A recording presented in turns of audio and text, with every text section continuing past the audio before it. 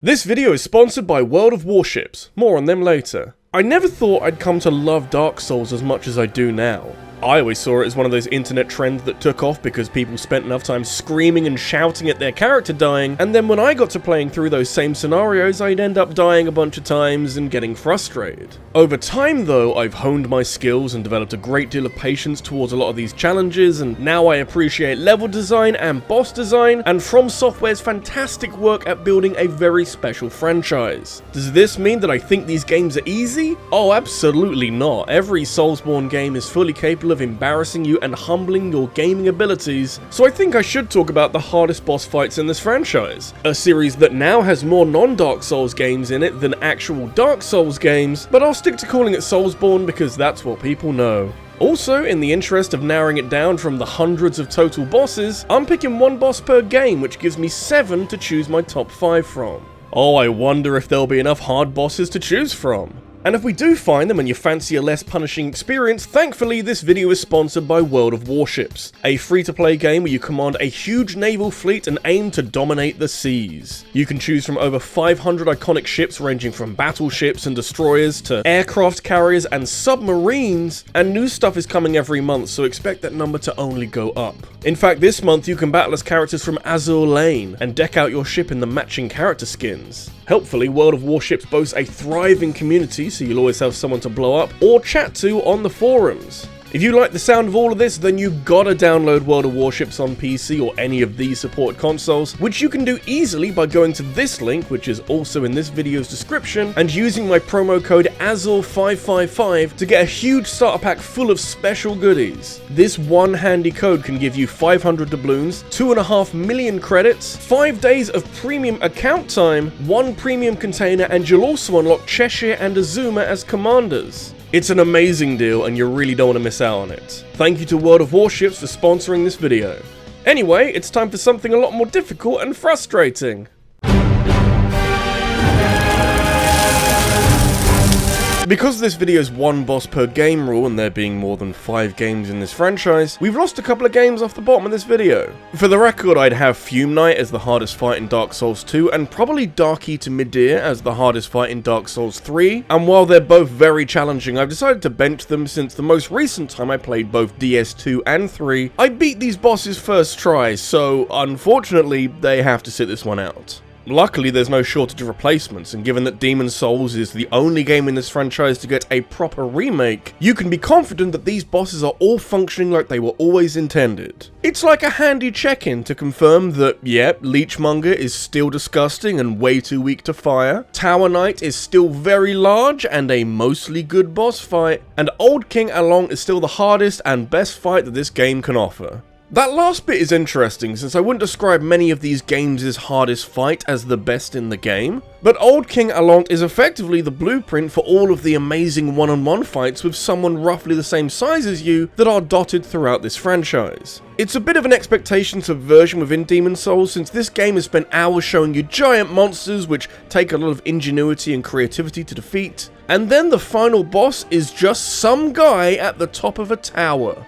The thing is, Alont is very agile by virtue of being smaller than a giant monster, and he knows how to use his sword, which comes out with very little wind-up and often devastating effect. A lot of the initial challenge may come from underestimating Alont, since you do have to get into the mindset that this normal guy is the final challenge at the end of Demon's Souls, but even once you've settled in, his grab attack will drain 1 soul level from you. Yeah, this is a boss that can de-level you if you're not careful.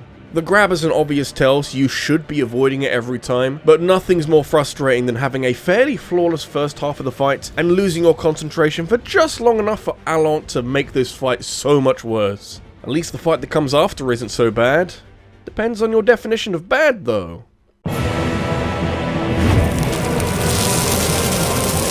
If you ask the average Dark Souls fan what the hardest fight is from the original Dark Souls, most of them will likely point in the direction of Ornstein and Smaug and call it a day. It's the popular choice because it represents one of the harshest spikes in difficulty that Dark Souls can offer. A 2v1 fight against 2 very powerful opponents who complement each other's fighting style perfectly, and even when you kill one of them, the other gets powered up and the potential leveling of the playing field is ignored for just a lot of suffering. You could choose Ornstein and Smaug as the hardest Dark Souls 1 boss and have a good case on your hands, but if you've got the DLC, you couldn't be more wrong. I've played Dark Souls 1 dozens of times now, and Manus, Father of the Abyss, is the only boss in that game that truly worries me after all this time. He's the final challenge of the Artorias of the Abyss expansion, and given that this DLC also had a hard-as-nail fight against Kalameet the Dragon, and an awesome tussle with Artorias himself, Manus always had the chance of being something truly horrifying for difficulty. I don't think this franchise has ever had a boss this big move around the screen this fast. And the biggest challenge with Manus is avoiding his relentless onslaught of attacks which come out so fast that you have a really hard time composing yourself for long enough to drink an Estus or two. Manus comes with dark magic and a health bar so thick that you'd need at least 2 straws to suck it up, and given his massive health pool, you do start to realise that this is a grueling endurance test. Ornstein and Smaug are also somewhat of an endurance test that tests your patience for exploiting openings, but Manus is different because you'll have an extremely hard time dodging all of his attacks. So the aim isn't so much to take no damage, it's to somehow do more damage to Manus than he is doing to you without running out of healing. I'm sure this is possible to do damageless, but I wouldn't know where to start with that. I'll take an eventual victory after a dozen attempts any day.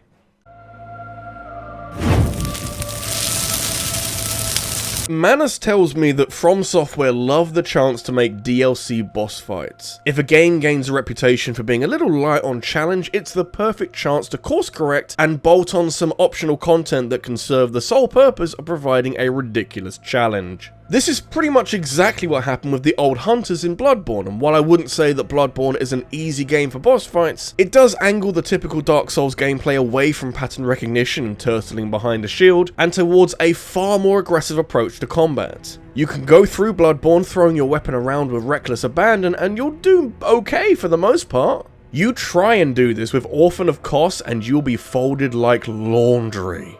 This nasty little man is a boss almost designed with a specific role of countering aggressive players, because the Orphan of Kos is probably the most aggressive boss in the game and has the speed to make the most of it. Not just that though, since From Software came out swinging with this thing and decided that hyper-aggression just isn't enough for the final boss of some DLC, since Orphan of Kos is also surprisingly unpredictable for such a feral fighting style. You'd think that if you just witnessed this thing being, born in front of you, that it would be acting on instinct alone, but the Orphan of Kos is so soul-crushingly hard because of its unpredictability. This fucker likes to delay its swings, so any rhythm that you get into with previous bosses is kind of useless here, since you'll usually be dodging directly into attacks like some kind of amateur, and for added flavour, those attacks hit really hard. Plus, there's this lightning attack from the Orphan's dead mother. Wow, I kind of forgot how fucked up Bloodborne is. And if it catches you out, it'll hit you for a ton of damage. I don't remember a lot of people saying that Bloodborne was easy just before Old Hunters came out, but clearly FromSoft felt like they had to do something just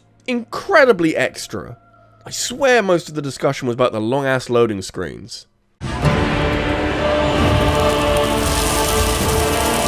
Now that we're 7 games into the Elden Soulsborne Kiro mega franchise, it's worth mentioning that Sekiro is generally the place to go for a unique style of difficulty that can't really be matched by the other games. Not to say that it's more challenging at every step than your typical Souls game, but you need to remember that those are RPGs with a level system that you can always grind up if you're seriously struggling, whereas Sekiro is an action game where the only grinding at your disposal is practicing the combat until your eyes and your fingers bleed. The skill ceiling is very high with Sekiro, and From Software were fully aware of this, hence why the final boss is some of the most ridiculous sword fighting that I've ever seen in a video game.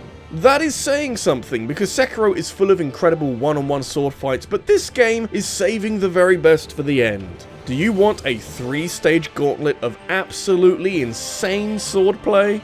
Technically it's a 4-stage fight, since Genashiro is here as the warm-up act for Ishin to come in later, and while this part isn't too bad, it's here to soften you up so that Ishin can have an even easier time killing you. Ishin the Sword Saint is the fight that justifies everything that Sekiro is trying to do, and while you might be fighting a frail old man who is blind in one eye, he is the architect of the most ridiculous display of the hardest combat system in any Souls game. He's lightning fast and aggressive in a way that is very reminiscent of some of the bosses we've already talked about, but Sekiro is even more reliant on your memorization of attack patterns and exploiting openings. Ishin doesn't give you many openings and has so many different attacks that memorizing them will take a very large brain, and this is all before the second stage where he picks up a spear to go with his sword and makes life even more complicated for you. Just for good measure, Stage 3 introduces lightning, which Ishin channels into some spectacular sword strikes that are very hard to dodge. The harsh reality of this fight is that you aren't getting past Ishin unless you are a genuine master of Sekiro's combat, and anything less will see you stumble and fall every time.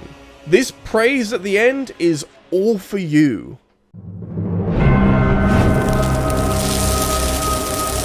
Elden Ring was a significant moment for this franchise and AAA gaming in general, since it showed the world what open-world Soulsborne could look like, and it demonstrated how Elden Ring was committed to showing fans an experience unlike anything they'd seen before. It's not an easy game, and even after the best part of 18 months, I can't say with any confidence that I've got a sufficient grasp on its most challenging moments, and no boss epitomizes this feeling more emphatically than Melania. If you were to take everything that we've discussed so far with other difficult bosses and mix them together into some kind of boiling hot soup, you'd probably end up with something at least somewhat like Melania, but it would probably lack all the baller lore, which gives the fight an extra layer of gravitas. And forgive me, but gravitas is cool and all, but it doesn't do much to help you when you're cut down within seconds of the start of this fight. Melania is ungodly agile, and the range of her sword means that you're never safe for long regardless of where you are in the arena, and the speed with which she moves through her combos means that downtime comes at an absolute premium.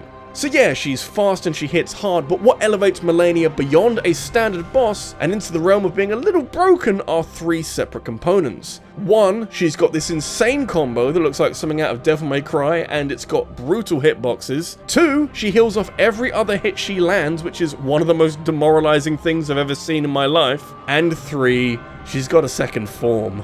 Her Goddess of Rot form is hysterically overpowered, and she gains even more mobility than before. But more importantly, she gains this bloom attack with crazy speed and range that is so hard to prepare for. Melania is comfortably the most challenging thing that From Software have ever been responsible for, and yet, with Elden Ring due to receive some DLC in the future, and what we've worked out with this video, they could yet surpass themselves. That is a worrying future for us all. And yeah, those are my picks of the hardest bosses in all the Soulsborne games. Do you agree with me, or is there something else that you think is hardest? Let me know in a comment down below, and if you enjoyed the video, make sure to leave a like and hit subscribe for more, and hit that bell for notifications of every new upload. If you need something else to watch right now, I ranked Pikmin 4's bosses last week, and I also want to thank my top supporters on Patreon, including Christopher Robinson, Sarah Malion, and the Green Scorpion. Thank you for watching, and I'll see you in the next one. Take care.